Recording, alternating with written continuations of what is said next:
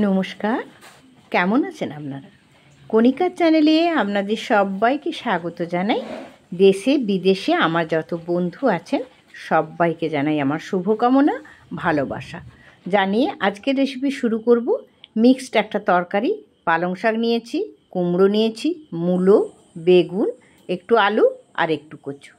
এই যে দেখুন কুমড়োটা কেটেছি, কুমড়োটার কিন্তু আমি খোসা ছাড়াইনি। সমস্ত সবজিগুলো কেটে নিয়েছি। এবারে বড়ি ভেজে নেওয়ার পালা। তো বড়িগুলো আগে শুকনো কড়াইতে দিয়ে একটু লাল করে নেড়ে নিয়ে তারপরে আমি সর্ষের তেলটা দিচ্ছি, যাতে বড়িগুলো সুন্দর করে ভাজা হয়ে যায়। বড়িগুলো আমি এইভাবে ভেজে নিচ্ছি, একটু লাল লাল করেই বড়িগুলো ভাজবো। এই দেখুন আমার বড়িগুলো তো ভাজা হয়ে গেছে। এবার ওই কড়াইতে একটু সর্ষের তেল দিয়ে নুন হলুদ মাখিয়ে একটুখানি চিংড়ি মাছ আমি ভেজে নিচ্ছি।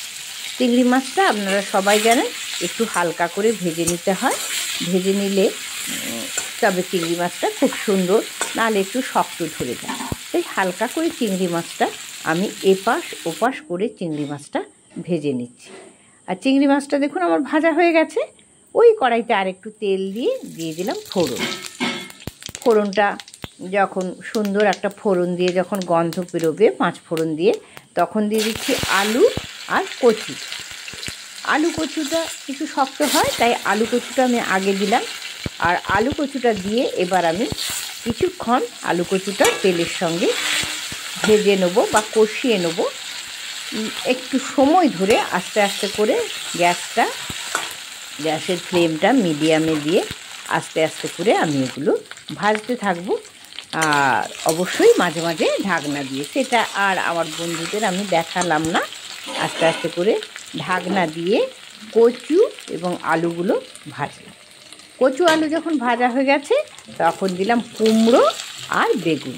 আর কুমড়োর যে খোসাটা আমি ছাড়াই, কুমড়োর খোসাটা থাকলে খুব ভালো লাগে। তো কুমড়োর খোসাটা দিয়ে আবারও আমি ভালো করে কষিয়ে নেব, ঢাকনা দিয়ে দিয়ে বারে বারে। এখানে সমস্ত বন্ধুদের আমার ভালোবাসা শুভকামনা সঙ্গে আছে, থাকবে সমস্ত বন্ধুদের সঙ্গে। সমস্ত বন্ধুদের ভিডিও আমি দেখি, কমেন্টস করি। যাদের হয়তো কোনো সময় হয় না তারা একটু কণিকাদির দুয়ারে ঢু মারবেন যে কণিকাদি কই আমার ভিডিওটা দেখা হলো না। তো আসলে আমি যখন দেখি তখন কিন্তু সবাইয়ের ওই যে সাবস্ক্রাইব করেছি ওখানটায় তাদেরকে দেখতে পাই না, হয়তো হারিয়ে যায়। আপনারা থাকলে কিন্তু অবশ্যই একটু টোকা দেবেন। আচ্ছা, কুমড়ো বেগুন কচু আলু ভাজা হয়ে গেছে। এইবারে মূলোটা দিলাম। মূলোটা আমি শেষের দিকেই দিই, কারণ মূলো যদি বেশি সেদ্ধ হয়ে যায় তাহলে কিন্তু মূলোর স্বাদটা ভালো লাগে না। তাই এবার আমি মূলো দিয়ে দিলাম। এবার মূলোটা একটুখানি নেড়ে নিলাম, বেশি সময় না। এবার কেটে রাখা পালং শাকগুলো দিয়ে দিই। তো পালং শাক দিলাম সমস্ত সবজির সঙ্গে, আর সুন্দর করে আবারও এইগুলোকে কষিয়ে নেওয়ার পর। আর কিছু বন্ধু আছেন আমার দুয়ারে টোকা নেড়ে বললেন যে কণিকাদি আমি এসেছি, আপনি আমার পাশে থাকবেন। আমি পাশে থাকছি, কিন্তু তারপরেই দেখছি ওনারা কোথায় চলে গেছেন। তো যেসব বন্ধু এইভাবেও চলে যাচ্ছেন আমার পাশ থেকে, তাদের প্রতিও রইল আমার শুভকামনা। আপনারা যদি এই রকম করে ভালো থাকুন, আপনাদের প্রতি রইল আমার অকুণ্ঠ ভালোবাসা। এইভাবেই আপনারা থাকুন। তো দেখুন শাক আর সমস্ত সবজি কি সুন্দর করে নেড়ে নিয়েছি। এবারে দিয়ে দিলাম স্বাদ মতো নুন, লঙ্কা গুঁড়ো আর হলুদ গুঁড়ো। এইগুলো দিয়ে আবার নাড়তে থাকবো। প্রথমে নুন দিলাম না, কারণ এতগুলো সবজি শাক সব সুন্দর করে নাড়া হবে, তাহলে জলটা বেরোবে। তো এইভাবে এবারে আমি সমস্ত সবজির সঙ্গে পালং শাক নাড়তে থাকি। আসলে এমনি করে যদি সমস্ত সবজি দিয়ে একটা তরকারি করা হয় বা রান্না হয়, খেতে কিন্তু বন্ধু খুব সুন্দর লাগে। সমস্ত সবজি দিয়ে মানে গরম ভাতের সঙ্গে খুব ভালো লাগে।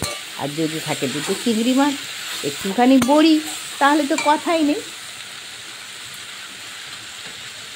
যেসব বন্ধু আমার পাশে সব সময় আছে তাদের জানাই আবারও অকুণ্ঠ ভালোবাসা।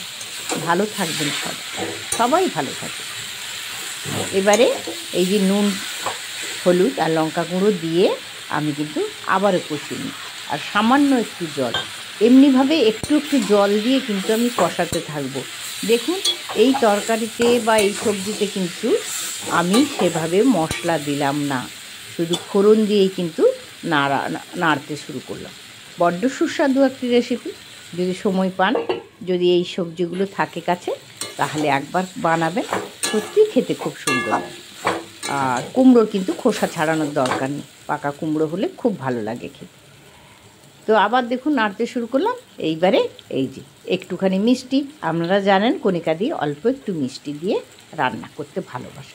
আবারও একটু জল, ওই যে বললাম বারে বারে একটু একটু করে জল দিয়ে আমি খুব সুন্দর করে কষিয়ে নেব। আর মশলা তো আমার পড়লই না সবজিতে। নুন মিষ্টির ব্যালেন্স আপনারা কিন্তু চেখে নেবেন, আমিও চেখে নিই, তো চেখে নেওয়াই ভালো। প্রায় সবজিটা আমার হয়ে এসছে। এবারে ভেজে রাখা চিংড়ি মাছগুলো দিয়ে দিলাম। এবারে আবারও একটু নেড়ে নেবো। চিংড়ি মাছ তো ভাজাই আছে, আর সমস্ত সবজিগুলো কি সুন্দর হয়ে গেছে, মাখো মাখো ভাজে হয়ে গেছে। আর মূলো একটু তরকারিতে পড়লে তারও গন্ধ হয় খুব সুন্দর। তো এইভাবে একবার সমস্ত কিছু দিয়ে সবজি বানিয়ে নিলাম। একটুখানি শেষে জল দিয়ে আবার একটু ঢাকনা দিয়ে এমনি করেই আমি নাড়তে থাকবো বারে বারে। আর নাড়তে নাড়তেই দেখবেন কি সুন্দর তরকারিটা একদম লটপটে হয়ে গেছে। প্রায় তরকারিটা আমার হয়ে আসছে। আবার একটু ঢাকনা দিলাম, দিয়ে আবারও দেখুন তরকারিটা কিন্তু আমার প্রায় কমপ্লিট। এই অবস্থাতেই কিন্তু আমি সবজিটা নামিয়ে নেব। আর আপনাদের পরিবেশনের জন্য সবজিটা দেখাবো।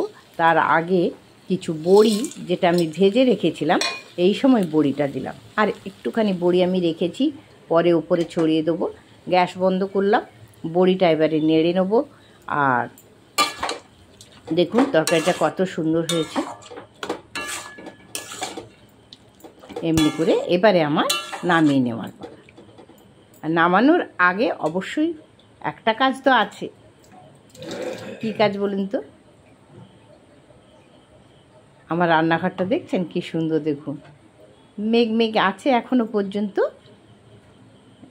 একটু মেঘ বৃষ্টি এখন হচ্ছে, সবাইয়ের বাড়িতেই হচ্ছে। এই আমার সিক্রেট জিনিস কি, এটা সবাই জানেন, শেষে একটু কাঁচা সর্ষের তেল দিলাম। তাহলে আমার রেসিপি কিন্তু এখানে শেষ হলো। মিক্সড তরকারি পালং শাক দিয়ে। সবাইকে ভালোবাসা, শুভেচ্ছা, শুভকামনা জানিয়ে আজকের রেসিপি সব কিছু দিয়ে একটা মিক্সড ভেজ আমি শেষ করলাম।